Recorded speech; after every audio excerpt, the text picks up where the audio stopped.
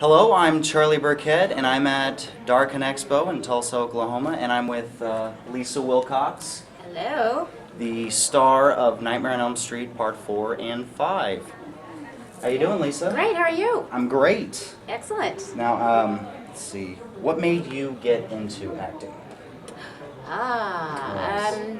Well, it's one of those things, like, I was the kid who loved to read out loud in class. Like, in English class, you had to read out loud poetry or whatever. I'm like, me. So I always enjoyed that kind of thing. But really, it kind of all happened by accident. The first play I ever did was, the TV show MASH? Yes. It was actually a play. Wow. MASH, yeah. So I got this part, Ms. Randazzo. I had like 2 scenes, and I was kind of like comic relief. I was like this sort of sexy secretary in the pencil skirt, the high heels, and all that kind of thing. And we did our scene in front of the stage curtain out on the proscenium.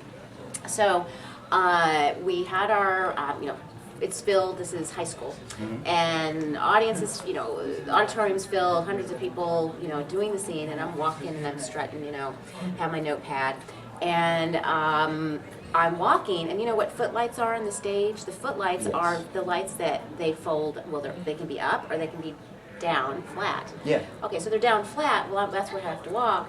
Well, one of them wasn't locked.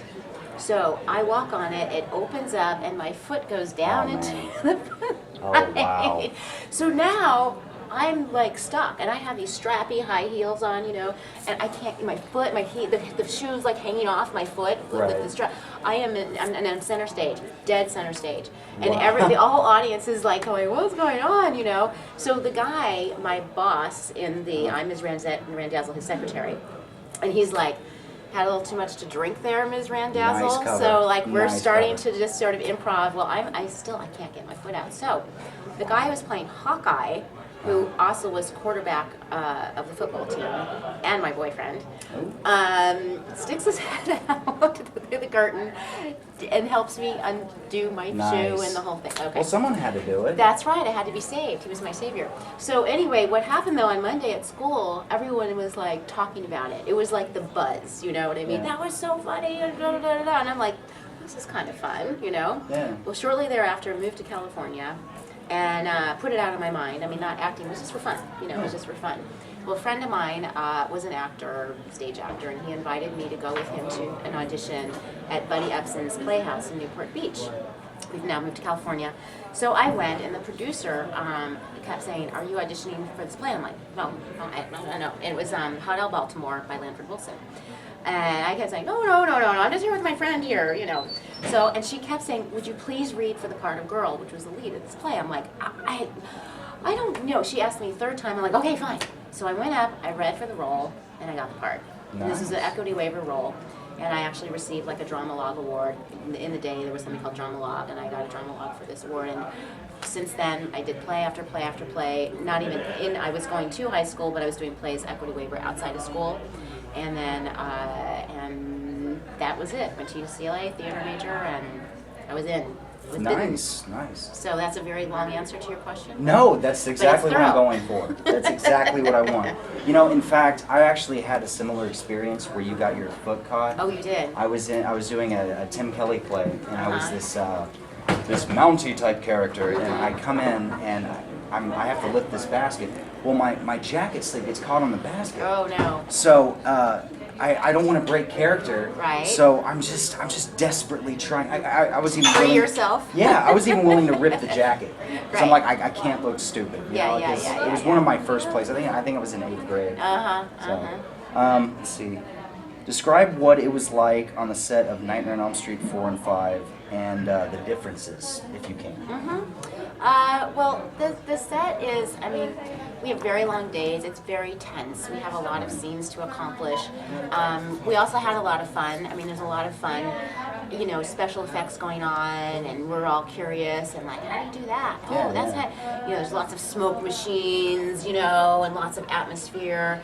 We filmed like at the hospitals at UCLA. These they were old veteran hospitals, but they're all empty and desolate. Police walk around, and we think there's a ghost in here. We we really had a good, and the chemistry with Nightmare 4 and the cast was really tremendous. And it shows. And to this day, we just did a reunion show in Orlando last weekend. And but a lot of the people like Brooke and Toy and Rodney, we text each other, we call each other, we hang out. Like we're still friends. We're really good friends. Tuesday night, we're friends to this day. 25 years, yeah, exactly. And then 4 was kind of like the Rob England. He likes to refer to it sort of the MTV version, VH1, version of A Nightmare on Elm Street. And he, and because the music and there's actually lit scenes. I mean, there's a beach scene. Normally, a horror or something that's dark, it's dark lighting-wise, But this film had dark, it had light, it had some great one-liners, and also the character arc of Alice. I don't think there'd ever been quite a character developed like that, from such a wallflower girl to kick ass, right? That's true. So, and then 5 is a darker piece. It deals with a lot more social issues, teen pregnancy, drinking and driving. It has just more social linguistics, if you could say. And it's much darker. I mean, there are dark scenes, dark lights, dark. So the character arc, there's not so much change to happen with Alice, but she is now strong and fighting for what she believes in. So anyway, Now I heard on the documentary Never Sleep Again, there was a writer's strike, and were you affected by this, and if so, how? Well, we had a completed script before the strike began, so we were good. Okay, yeah. So I didn't bother. Yeah, That's we were good. good. That's Yeah. good. Because that would be annoying for you to memorize something and then it's like, okay, we're not doing that. Like, right. That would, yeah. I couldn't imagine that. Yeah. Okay, and in Never Sleep Again, you said you identified with your character Alice because you were both shy. Now, I mean, looking like you do, how is that even possible? I mean, Bless your heart. That is growing up. I was very shy. I was not good in sports. I was like the last person picked. I was very girly. And the area we lived in, the girls were kind of like, they wore jeans and stuff. I was wearing little knee-highs and skirts and things, and I was an easy target. I was totally bullied. I was very, I read. I was a voracious reader.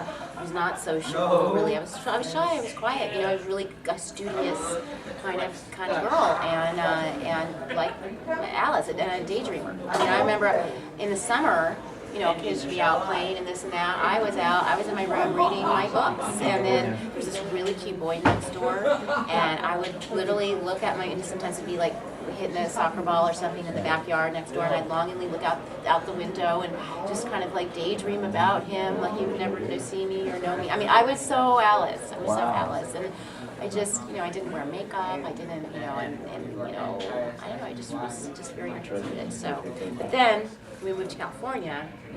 My sister wanted to go to Barbizon modeling school. And I remember my mom and sister were getting ready to go somewhere. And I'm like, where are you going? And we're like, oh, we're going to sign Jill up for Barbizon modeling school. And I'm like, well, I want to go. So I went as well.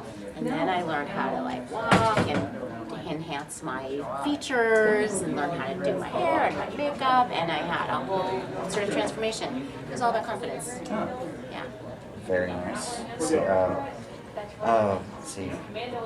Whose idea was it for Alice to have red hair, and do you ever think of going back to red? Well, I was a virgin blonde.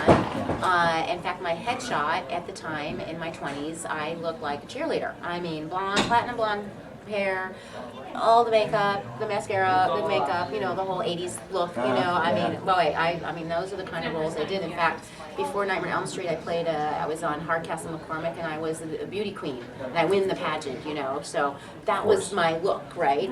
So obviously Alice is not, no, the complete polar opposite. So I didn't get to audition for Alice, the role, initially, because they saw my headshot. I just didn't look the part.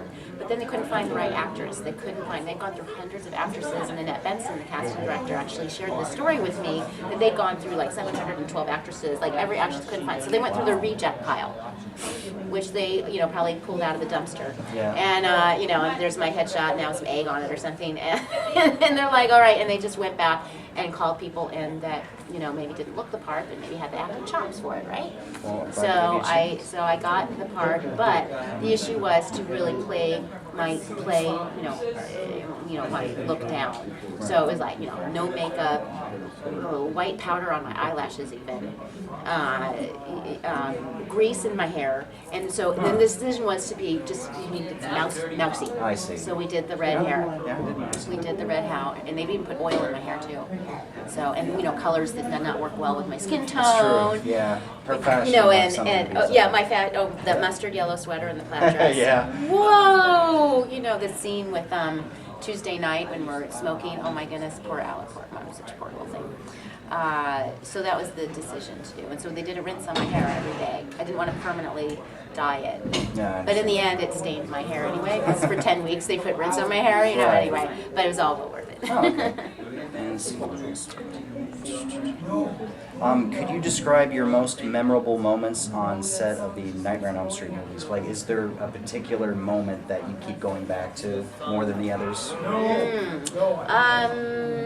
I really, gosh, Nightmare 4, I would say, the theater scene. Yeah. Like just filming, and we filmed at this incredible old theater in Pasadena.